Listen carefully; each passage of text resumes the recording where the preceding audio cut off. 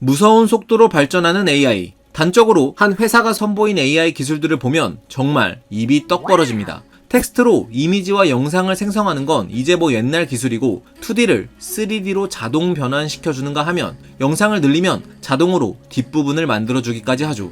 이제 AI는 예술, 음악, 영상, 의학, 문학 등 다양한 영역에서 더 이상 보조도구가 아닌 필수 도구로 자리를 잡아가고 있습니다. 물론 과학도 예외는 아니죠. 어쩌면 과학은 AI가 가장 활발하게 활용되는 분야라고 해도 과언이 아닐 겁니다. 이번 노벨상만 봐도 물리학과 화학상이 모두 AI와 깊이 연관돼 있었으니까 말이죠. 당연히 생물학에서도 AI를 활용한 연구들이 이뤄지고 있는데요. 그중 흥미로운 연구는 바로 이게 아닐까 싶습니다. 이른바 세티 프로젝트. 참고로 외계 지적 생명체를 찾는 프로젝트는 세티입니다. 세티 프로젝트는 향유고래의 언어를 해독하기 위해 2020년 3월에 결성된 단체로 MIT, 캘리포니아, 옥스포드, 하버드 등 세계 유수 대학의 과학자 50명이 참여하고 있습니다. 도대체 이들은 고래의 언어를 어떻게 AI로 번역할 수 있다고 하는 걸까요? 그리고 이는 현실적으로 얼마나 가능성이 있고 만약 가능하다면 이를 어떻게 활용할 수 있을까요? 오늘은 AI와 동물 언어 번역에 대한 이야기입니다.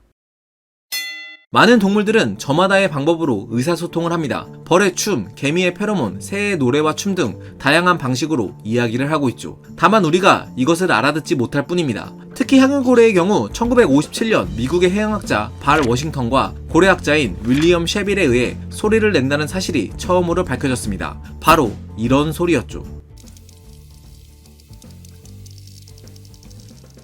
이들이 소리를 내는 메커니즘은 간단합니다. 입술에서 이렇게 딸깍딸깍 소리를 내면 이 소리는 거대한 경납 조직을 거쳐 머리 뒤쪽까지 전달돼 다시 반사되는데 이렇게 반사된 음파가 다시 멜론 기관을 거쳐 증폭돼 나오는 거죠. 향유고래의 발성 과정이 밝혀진 이후 향유고래가 다양한 클리금들을 바탕으로 꽤 정교하면서도 복잡한 의사소통을 한다는 사실도 드러났는데요. 이를테면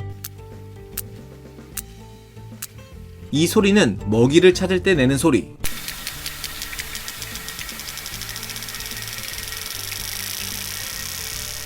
이 소리는 먹이를 향해 돌진할 때 내는 소리입니다. 그리고 수컷이 번식지에서 내는 짝짓기 신호음도 밝혀졌죠. 그런데 무엇보다 향유고래 집단에서 가장 독특한 발성은 코다입니다. 바로 이 소리인데요.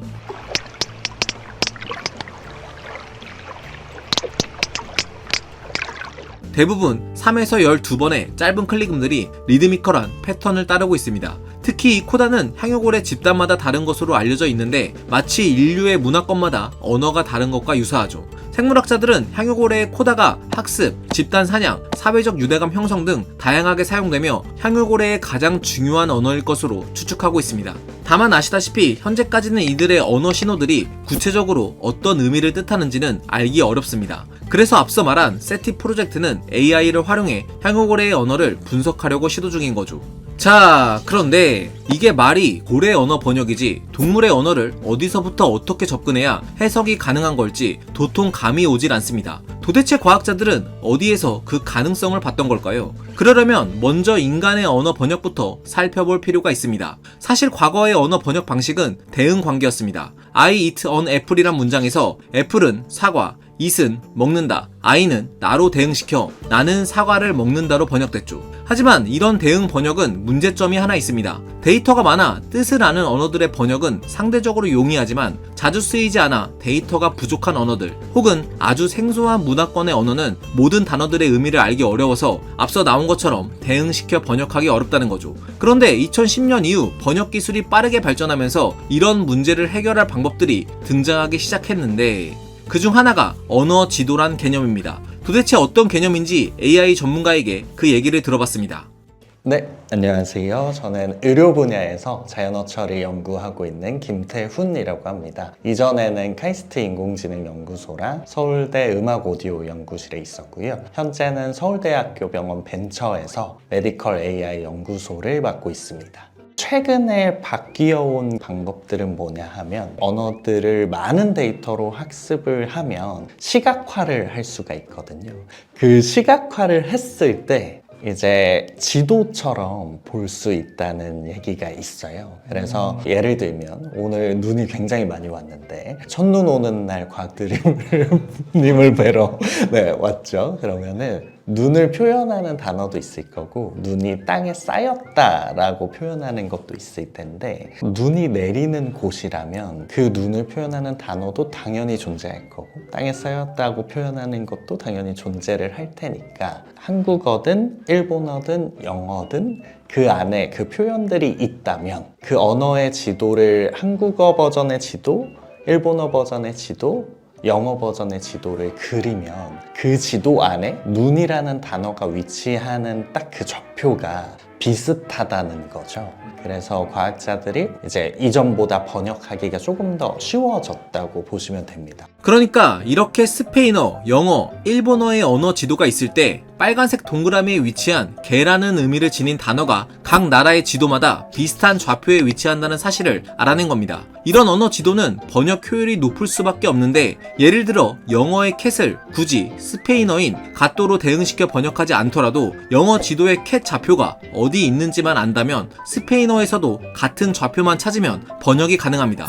그게 그거 아닌가 싶지만 이런 방법은 데이터가 충분치 않은 다른 문화권의 언어를 번역할 때 효율적입니다. 예를 들어 특정 원시 부족의 언어가 있다고 칩시다. 이들의 언어는 데이터가 별로 없어 몇 가지 단어만 뜻을 알고 나머지는 모른다고 가정해보죠. 그런데 원시 부족의 단어 중 개라는 단어의 좌표를 알고 있다면 이를 기준으로 번역하려는 언어권의 지도와 맞춰보면 전혀 몰랐던 원시 부족의 다른 단어들의 의미를 유추해볼 수 있을 겁니다. 그래서 세티 프로젝트는 이 방식을 응용해 고래의 언어에서 마치 개, 고양이란 단어처럼 정확한 몇 가지 포인트를 알게 된다면 인간의 언어 지도와 맞춰봐서 고래의 언어의 나머지 영역들을 번역해볼 수 있지 않을까 하는 기대를 하고 있죠. 그래서인지 최근에는 일부 매체에서 세티 프로젝트가 실제로 고래의 언어를 번역했다는 뉘앙스의 기사들이 나오기도 했는데요. 실제 이들이 발표한 논문의 진짜 의미는 뭘까요?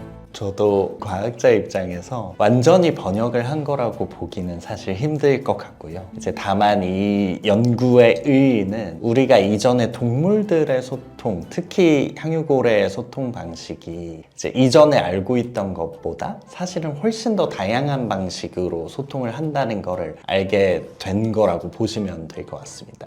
그래서 예를 들면 이제 템포랑 리듬이 있다는 건 알았거든요. 그 클릭 소리들 안에. 그런데 이번에 이제 오너먼테이션이나 루바토처럼 우리가 모르던 요소가 있다는 걸 알게 된 건데 이걸 인간의 언어에 만약에 비유를 하자면요. 지구에 있는 언어들 중에 어떤 언어는 성조가 있는데 중국어 생각해 보시면 될 것 같아요. 그런데 이제 우리가 중국어를 모르고 처음 들었을 때는 이제 문자가 있고 그걸 읽는 발음이 있겠구나 이렇게 분석을 할 수가 있잖아요. 그런데 사실 중국어는 제가 알기로 똑같은 단어에도 성조에 따라서 의미가 달라지는 걸로 알고 있어요. 그래서 이전에는 성조라는 개념이 있는 걸 몰랐다가 동물들의 언어에도 성조와 같은 개념이 있구나 하는 걸 알아냈다고 보시면 될 것 같습니다. 결국 이번 연구는 향유고래의 언어에서 그동안 밝혀지지 않았던 마치 성조 같은 새로운 형태의 패턴을 찾아낸 건 맞지만 이들의 언어를 번역하는데 성공한 건 아니었죠. 다만 김태훈 연구원은 이번에 새롭게 밝혀낸 이들의 소통 방식들은 이전에는 해보지도 못하던 새로운 연구들을 해나갈 수 있는 계기가 될 수 있다고 밝히면서 더 많은 데이터 확보가 중요하다고 덧붙였습니다. 그래서 특히 향유고래가 특정 코다 신호를 보냈을 때 이들이 어떤 행동을 하는지를 파악하는 일도 중요하죠. 이 때문에 세티 프로젝트에서는 향유고래의 행동과 코다 데이터를 확보하기 위해서 다양한 장비를 활용할 계획을 세우고 있습니다. 먼저 깊이에 따라 고래의 음성 신호를 수집할 수 있는 장치를 설치하고 바닷속을 자유롭게 유영하는 로봇 물고기나 수중 드론 등을 통해 향유고래의 행동을 촬영해 시각 데이터도 확보할 예정인데요. 하지만 이러한 것들이 모두 확보된다고 하더라도 헤쳐나가야 할 난관들은 여전히 많습니다.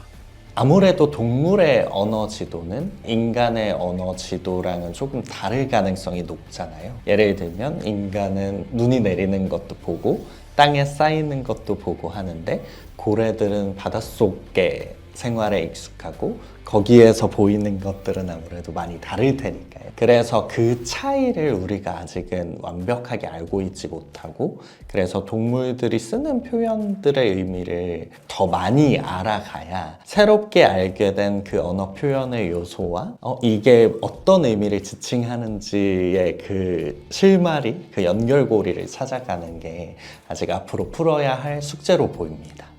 고래의 에너지도가 인간과 얼마나 다를지의 여부 외에도 바닷속에서 들려오는 각종 잡음을 제거해야 하는 번거로움, 또 고래의 행동과 이들이 내는 음성 신호의 상관관계 분석 등 풀어야 할 숙제들이 많이 있는 상황이죠. 하지만 과학은 늘 정답을 찾아왔던 것처럼 하나 둘씩 난관을 극복해 나가면서 어느 순간에 이르면 연구의 성과들이 우수수 쏟아지기 시작할지도 모릅니다. 만약 그렇게 된다면 세티 프로젝트는 단순히 고래와의 소통을 넘어 인간과 자연 전체의 공존에 있어 새로운 역사를 써내려갈 수도 있죠. 그래서 예를 들면 향유고래 중에 어떤 고래가 좀 위기에 처했다거나 뭔가 걸려서 좀 위험한 상황이라면 아마도 그런 걸 특정 소리로 표현하지 않을까 싶어요. 그래서 내가 다쳤다라는 걸 누구에게 얘기를 하거나 일종의 그 힘든 아픈 소리를 내거나 했을 때 인간이 그걸 빠르게 탐지할 수 있다면 이제 구조를 해줄 수도 있을 거고요. 또한 기존 서식지의 먹이가 부족해져서 먹이를 찾아 헤매는 고래떼들의 신호를 알아차릴 수 있다면 이를 통해 현재 바다 환경이 어떻게 변화해가고 있는지를 연구할 수 있는 토대가 되기도 할 겁니다. 머지않은 미래 우리가 고래의 진짜 꿈을 알 수 있는 날도 오지 않을까 하는 작은 기대를 가져봅니다. 이렇듯 AI 기술은 인류 사회를 넘어 다른 생물과의 소통에 활용될 정도로 그 영역이 점차 넓어지고 있는데요. 우리 생활과 가장 밀접한 것 중 하나가 AI 기반의 영어 회화 학습이 아닐까 싶습니다. 바로 스픽이 대표적일 텐데요. 스픽은 각 레슨마다 보통 3에서 4단계로 이루어져 있는데 먼저 오늘의 수업을 실행하면 선생님들이 오늘 배울 표현을 알려줍니다. 근데 이때 그 친구가 이렇게 물어봐요. What do you do for fun? 이후 스피킹 연습과 Q&A, 실전 대화를 나누면서 회화에서 사용되는 다양한 표현들을 배울 수 있는데요. 반복해서 말하도록 연습시키기 때문에 I like to relax at home. I like to relax at home. I like to spend time with friends. I like to spend time with friends. I like to watch Netflix. I like to watch Netflix. 몸이 저절로 기억할 정도입니다. 그리고 많은 레슨들을 정복해 나가다 보면 거의 7일 만에 1000문장 가까이 말하게 되는데요. 하루 20분만 투자해도 충분한 것 같습니다. 이런 반복 학습도 좋지만 이 앱의 가장 큰 장점은 코스 마지막 단계마다 AI와 프리톡을 하면서 오늘 배운 표현들을 완벽하게 연습해 볼 수 있다는 건데요. 자, 그러면 어떻게 하는지 제가 한번 보여드릴게요. What do you do for fun? 먼저 이렇게 오늘 배운 표현을 말할 수 있게 AI 튜터가 질문을 던져줍니다. I like to watching YouTube. Try saying, I like watching YouTube. 이게 좋은 게 제가 문법적으로 잘못 말해도 AI 튜터가 정답을 말해주면서 다시 말해보라고 또 알려줍니다. I like watching YouTube. YouTube is a great way to find all sorts of fun content. There's always something new to discover. What do you like to do on the weekend? 근데 저는 이게 오늘 배운 표현이 아니더라도 AI가 잘 인식해서 또 대답을 하는지가 궁금하긴 했거든요. 한번 말해볼게요. I might take care of my daughter at home. Taking care of your daughter sounds like a rewarding way to spend the weekend. 응용 문장도 알아듣습니다. 진짜 신기하네. 일단 핸드폰 하나로 시간 장소 안 가리고 영어 공부할 수 있다는 게 되게 좋았고요. 그리고 이건 좀 소소한 기능인데 여기 불꽃 달력 보이시나요? 제가 19일 연속으로 공부했다는 겁니다. 이게 좀 별거 아닌 것 같은데 은근히 동기부여가 되고 좀 자극이 되더라고요. 제가 한번 100일까지 채워보도록 하겠습니다, 여러분. 많은 분들이 새해 목표 중에 영어 공부하기 하나쯤은 있지 않을까 싶은데 스픽에서 이런 분들을 위한 특별 혜택을 준비했으니까 고정 댓글의 링크를 꼭 확인 부탁드립니다. 프리토킹이 가능해지는 그날까지 올해도 열심히 한번 달려봅시다.